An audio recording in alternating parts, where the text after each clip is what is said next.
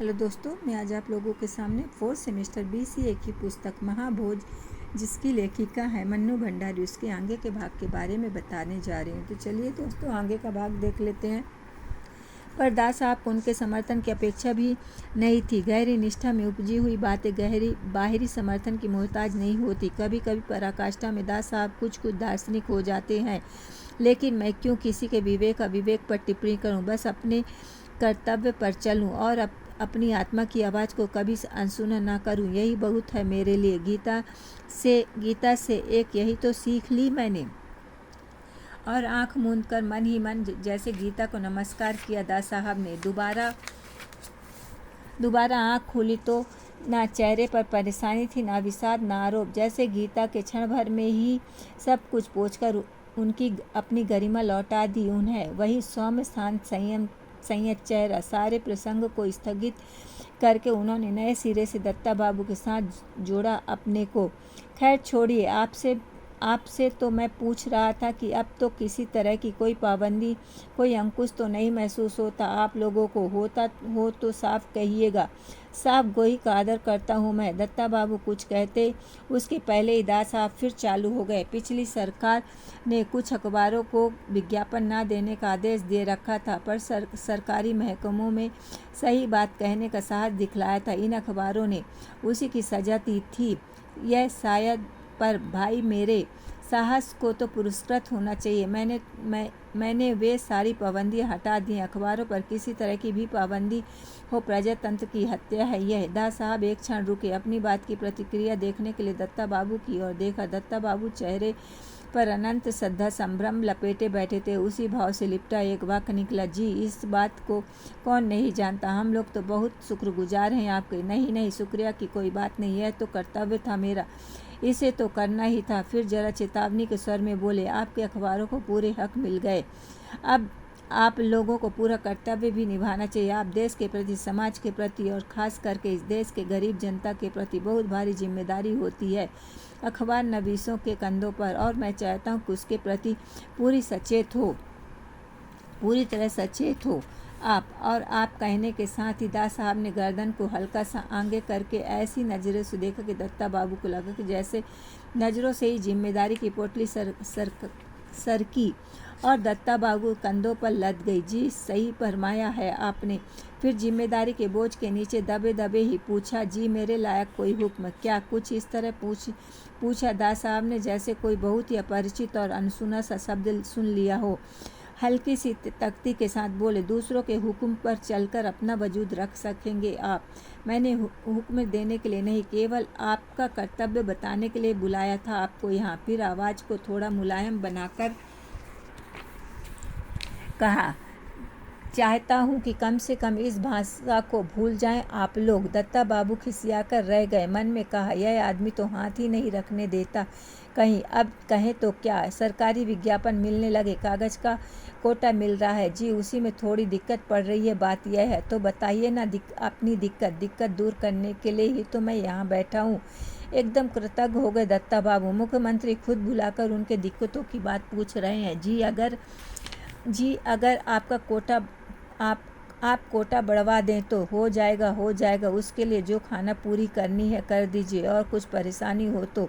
और दास साहब के बगल में रखी फाइल उठाकर सामने कर ली। दत्ता बाबू ने संकेत समझ लिया और बड़े अदब से उठते हुए पूछा, तो अब आज्ञा है? हूँ। फाइल के पन्ने पलटते हुए दास साहब ने कहा, जा सकते हैं अब आप, पर ध्यान रखिए बहुत कम जिम्मेदारी से हो आप।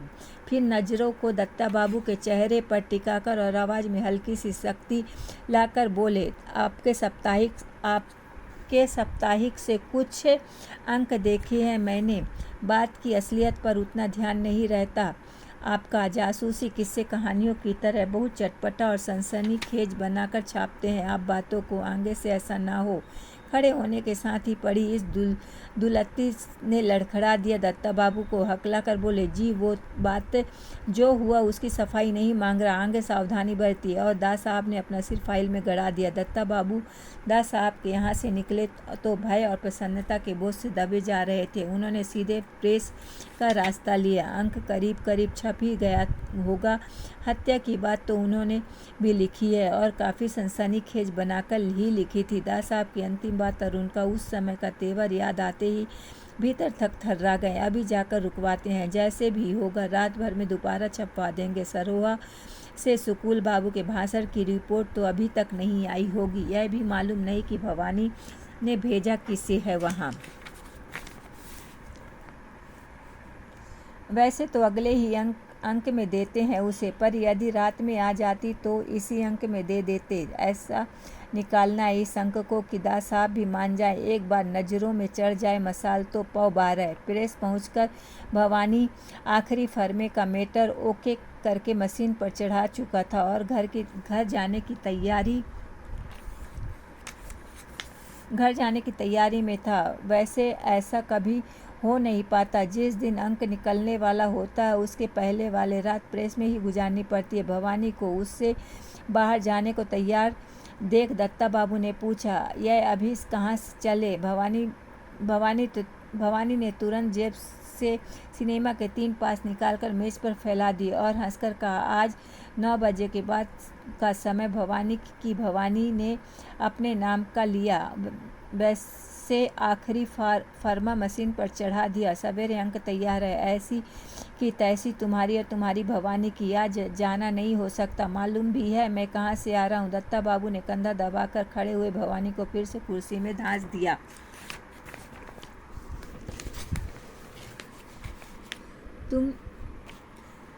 तुम कहीं से भी आ रहे हो, मेरा जाना नहीं रुक सकता। नहीं गया तो आज कत्लेआम हो जाएगा। दत्ता बाबू की गिरफ्त से छूटने की कोशिश करते हुए भवानी ने कहा, कत्लेआम हो तो तुम्हारा होना ही है। यह अंक फिर से छपेगा क्या? बात का कुछ सिर पर नहीं समझ आया भवानी के, और दत्ता बाबू ने पहले मशीन रुकवाई और बाद में बैठकर भवानी को अपनी और दास साहब के बीच हुए वार्तालाप का ब्यौरा बताया। दास साहब ने खुद बुलाकर कहा, यह सब तुमसे। दास साहब की कृपा हो जाए तो देर नहीं लगेगी। मशाल की रोशनी को देश के कोने कोने में फैलने से जाने को उत्सुक भवानी पसर कर बैठ गया और जूते खोलकर पैर भी ऊपर चढ़ा लिए। सच यार, मैं तो सोच रहा था कि मशाल के बंद होने को आपातकाल के मत्थे मरकर मैं भी कोई लंबा हाथ मार लूँगा, पर बुढ़ाऊ है तेज चीज। उसे मालूम था असली कारण मुझ पर ही उलट आया। 1 मिनट को तो सचमुच ही हवा खिसक गई मेरी। लेन के देन पड़ने लगे, पर बात को ज़्यादा तूल नहीं दिया। तुम तो सबसे पहले जाकर कागज का अपना कोटा डबल कर लो। खैर यह सब बात में होगा। सबसे पहले नए अंक की तैयारी करो। सरोहा किसे भेजा? कोई रिपोर्ट आई सुकूल बाबू के भाषण की? अभी कहाँ से आएगी? इसी अंक में तो जाना भी नहीं था उसे। नरोत्तम लौट भी आया होगा तो भी सवेरे ही संपर्क होगा उससे। नहीं, यह रिपोर्ट भी इसी अंक में जाएगी। नहीं हुआ तो अंक शाम तक निकालेंगे, पर अंक ऐसा निकालेंगे कि बस धाक जम जाए। हाँ, कम से कम दास साहब पर तो धाक जम ही जाए। अंक निकाल कर देखा कि पहला और अंतिम पेज बदल देने से बात बन जाएगी। भवानी के घर आदमी भेजकर खबर कर दी कि 2 कंपोजिटरों को वापस बुलवाया गया। दत्ता बाबू कागज कलम लेकर बैठ गए। रोज ही कागज रंगने वाले के लिए भी लिखना इतने संकट का काम हो सकता है, यह पहली बार महसूस किया दत्ता बाबू ने। बाएं हाथ से कुछ भी घसीट देने वाले दत्ता बाबू जिम्मेदारी के बोझ के नीचे कुछ ऐसे दबे कि कलम ही कुंठित हो गई उनकी। 2 लाइनें लिखते ही और 4 लाइनें काटते। इस समय अपने लिखे को अपनी नज़रों से नहीं वरन दास साहब की नज़रों से देखकर तौल परख रहे थे दत्ता बाबू लिख कर दे रहे थे। कंपोजिटर कंपोज करता जा रहा था। रात ही में भवानी ने जाकर नरोत्तम को जगाया। नरोत्तम की रिपोर्ट तैयार नहीं हुई थी, सो नरोत्तम को भी पकड़ लाया भवानी। वहीं बैठकर रिपोर्ट तैयार की जाएगी दत्ता बाबू के सहयोग से। और इस तरह बिशु की मौत को लेकर शहर का यह तीसरा कोना, जो बहुत साधारण और निष्क्रिय था, एकाएक महत्वपूर्ण और सक्रिय हो उठा। रात भर एक अजीब सी खलबली मची रही। इस कोने में भी एक उत्तेजनापूर्ण खलबली। दूसरे दिन मसाल का अंक छपा, बिल्कुल नए तेवर के साथ। हेडलाइन विश्वेश्वर की मौत की खबर ही थी। सब लंबा वक्तव्य दिया गया जिसने पुलिस की अभी तक की तहकीकात के आधार पर यह संकेत दिया गया था कि यह हादसा हत्या का नहीं, आत्महत्या का है। साथ ही दास साहब ने सख्ती से दिए गए उस आदेश का हवाला भी था जिसमें उन्होंने पुलिस को गहरी छानबीन करके एक बेबाक रिपोर्ट तैयार करने की ताकीद दी। अंत में सुकुल बाबू के भाषण को एक जिम्मेदार व्यक्ति की निहायत गैर जिम्मेदाराना हरकत बताते हुए यह आरोप लगाया था कि उन्होंने एक छोटी सी घटना को महज अपने राजनीतिक स्वार्थ के लिए मनमाने ढंग से विकृत करके लोगों में बिना वजह तनाव बढ़ाने का निंदनीय काम किया। संपादकीय में संक्षेप में अधिक तीखी भाषा में इन्हीं बातों को समेटते हुए जनता को आगाह किया था कि और अधिक समय तक इस तरह की राजनीतिक चालों और चुनाव जीतने के हथकंडों का शिकार न बने। यानी मिस बिसु की मौत से एकाएक मसाल को प्रजातंत्र की जिम्मेदारियों से लैस करके एक महत्वपूर्ण अखबार बना दिया और दत्ता बाबू को एक जिम्मेदार संपादक। शिक्षा मंत्री त्रिलोचन सिंह रावत की कोठरी पर इस नाम से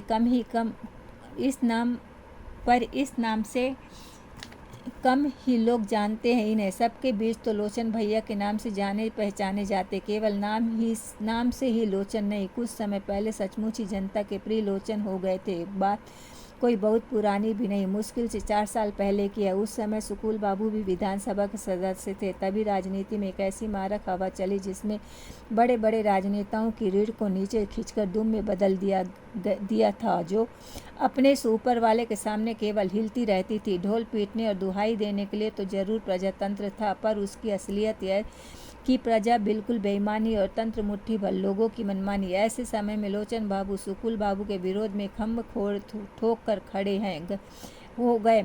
अपनी रीढ़ पर खड़े होने की कीमत तो चुकानी ही थी, चुकाई भी, पर उस दिन से जनता के प्रिय लोचन भैया बन गए। मुकद्दर के ऐसे सिकंदर निकले कि चुकाई कीमत को भरपूर वसूलने का मौका भी आ खड़ा हुआ। तुरंत फुरत मौका आते ही जनता के प्रिय लोचन भैया को भारी बहुमत से जिताकर वापस विधानसभा में बिठाया। बाइज्जत अपने प्यार को सबूत दे दिया जनता ने। तो अब लोचन भैया को वफादारी निभानी है। बहुत बड़ी बड़ी बातें की, लंबे चौड़े आश्वासन दिए और अब अपना ही कहा हर शब्द चुनौती बनकर खड़ा है। उनके सामने कतराना कतई नहीं चाहते। इस चुनौती से पर डटकर सामना कर सके इस स्थिति में अपने को नहीं पा रहे। जिस दिन हरिजन बस्ती में आग लगी उस दिन से यह कोठी एक तरह से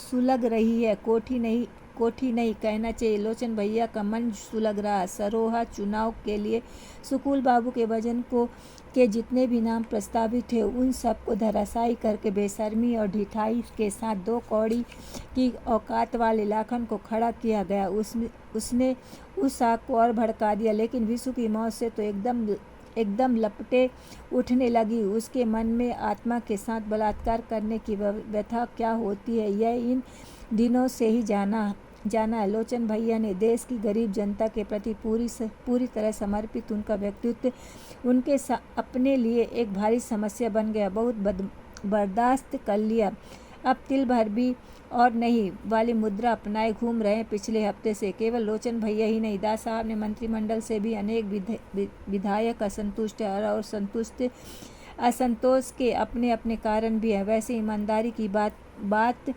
तो यह है कि असंतोष का सिलसिला मंत्रिमंडल बनने के पहले दिन से शुरू हो गया था, पर उस समय परिस्थिति की मांग कुछ ऐसी थी कि सबने अपने चेहरों पर स्नेह, सद्भावना, संतोष और एकता के मुखौटे चढ़ा लिए थे कसकर और आदर्शों के लबादे ओढ़ लिए थे। असंतोष भीतर अपने लिए और बाकी सब बातें बाहर दूसरों के लिए। पर घटनाएं बहुत इस तरह घटती रही कि मुखौटों पर दरारें पड़ने लगी और लबादों के चीथड़े बिखरने लगे। बिशु की मौत ने तो जैसे चकनाचूर ही कर दिया इन मुखौटों को। इतने दिनों से भीतर ही भीतर कसमसाते सबके असली चेहरे निकल आए। अपने पूरे नंगेपन के साथ असंतोष से पुते हुए पुते हुए और कुछ भी कर गुजरने को तत्पर। कल रात को 2 बजे तक इन्हीं नंगे असंतुष्ट चेहरों की ऐसी आवाजाही मची रही है। इस कोठी में कि लगा बहुत ही महत्वपूर्ण घटने जा रहा है और अब सचमुच घटाकर ही रहेंगे। लोचन भैया, उनके भीतर 5 साल पुराना लोचन जाग उठा है। इस समय रात भर जागने की थकान जरूर है चेहरे पर शरीर में शिथिलता कहीं नहीं। अंग प्रत्यंग चुस्त दुरुस्त, मोर्चा लेने को तैयार। पार्टी अध्यक्ष सदाशिव अत्रे की,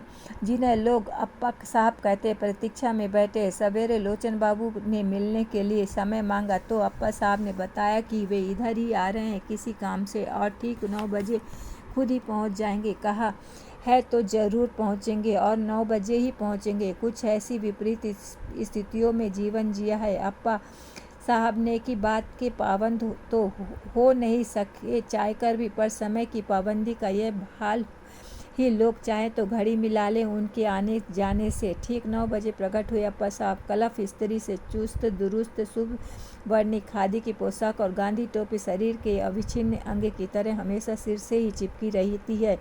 यह टोपी शायद ही कभी किसी ने नंगे सिर देखा हो। अप्पा साहब को छड़ी लेकर चलते हैं, उम्र के कारण नहीं, बाएं पैर में हल्की सी लंगड़ाहट है। 42 के आंदोलन में मिला हुआ तमगा बड़े गर्व से परिचय देते हैं कि अपनी इस टांग का और एकाएक अपनी पीढ़ी के प्रशस्ति में 2-1 वाक्य उछाल देते हैं। हमारी पीढ़ी ने तो केवल त्याग करना ही जाना है, आकांक्षा अपेक्षा तो कुछ रखी ही नहीं है, नहीं कभी। और आज की पीढ़ी त्याग करेंगे कान भर और बदले में चाहेंगे मन भर। बात ठीक भी है। अप्पा साहब की पीढ़ी के उस लोगों के लिए तो 100% ठीक है जो त्याग करते करते ही एक दिन चोला समेट कर शहीद हो गए। जो बच गए वे बेचारे क्या करें, इस कलयुगी हवा के आगे मजबूर है। लोचन बाबू ने बढ़कर बिना जरूरत के हाथ का हल्का सा सहारा देकर सोफे पर बिठाया। अप्पा साहब को शायद आदर भरी आत्मीयता दिखाने के लिए रात बड़ी देर तक बैठक होती रही। तुम्हारे यहाँ बहुत उखाड़ पछाड़ वाली बैठक है, एक पैर उठाकर सोफे पर रखते हुए कुछ इस तरह कहा अप्पा साहब ने कि पता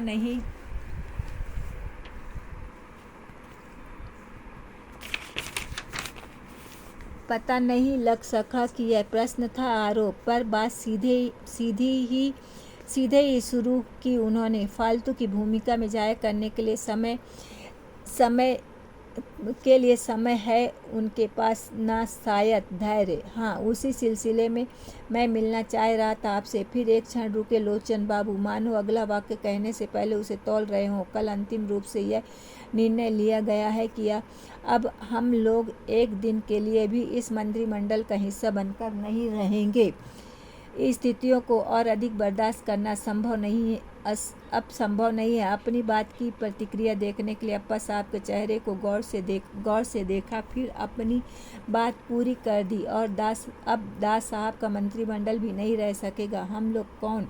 चेहरे पर बिना किसी तरह का विकार लाए सीधा सा प्रश्न पूछा अप्पा साहब ने, जैसे आप जानते ही ना हो। खैर, नाम तो बाद में मालूम होते ही रहेंगे, अभी संख्या जानना काफ़ी होगा आपके लिए।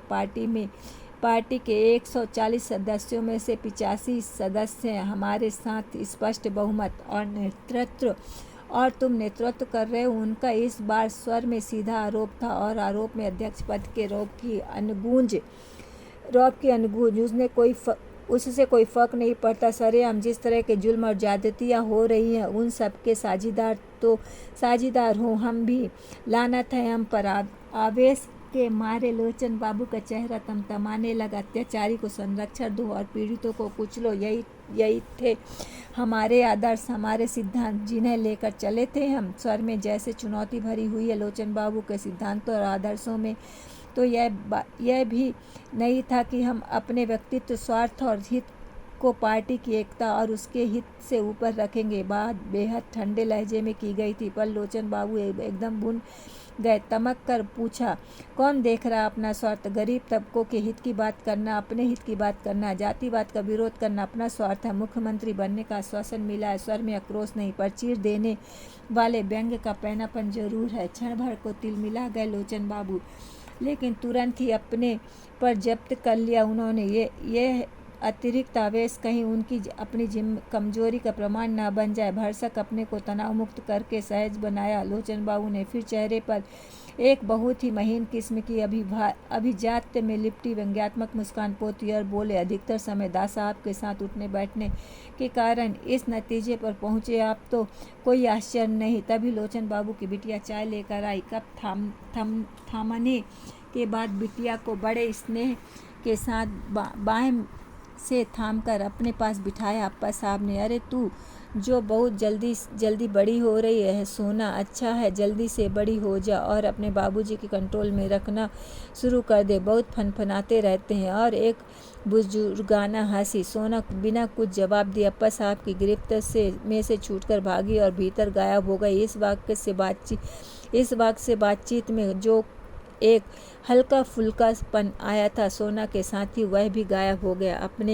अपने कपों से चाय की चुस्कियां लेते हुए दोनों एक दूसरे को बोलने की प्रतीक्षा करते रहे। चाय का अंतिम घूंट समाप्त करके कप एक और किस सरकाया अप्पा साहब ने और रुमाल निकालकर हल्के से ओंठों को छुआकर उसे वापस जेब के हवाले किया। इसके बाद बात को बिल्कुल दूसरे सिरे से पकड़ा। बात का केवल सिरा ही नहीं बदला, अप्पा साहब का स्वर, तेवर और लहजा भी एकदम बदला हुआ था। देखो लोचन, तुम सब लोगों के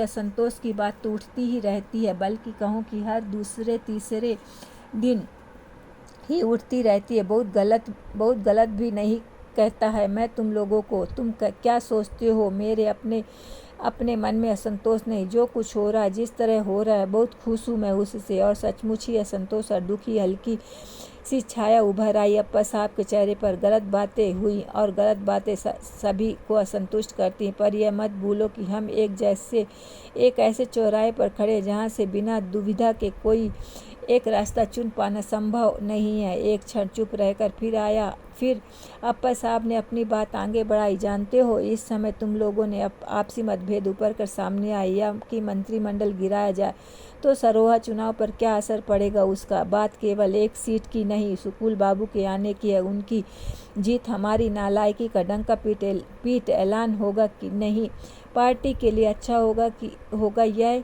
या उसके हित में होगा कि एक इमेज बनेगी उसकी। जरा ठंडे दिमाग से सोच कर देखो। लेकिन ठंडे दिमाग से सोचते कैसे? लोचन बाबू का दिमाग तो इस समय भट्टी बना हुआ था। सो अप्पा साहब की इतनी महत्वपूर्ण बात भी उनसे भूनकर राख हो गई। उनके उठाए प्रश्नों को मन में उतारने की बजाय लोचन बाबू ने अपनी तरफ से उसी तर्ज का एक प्रश्न जड़ दिया। मजदूरों को सरकारी रेट पर मजदूरी ना मिलना, आदमियों को जिंदा जला दिया जाना, दिन ब दिन बढ़ते अत्याचार, असुरक्षा,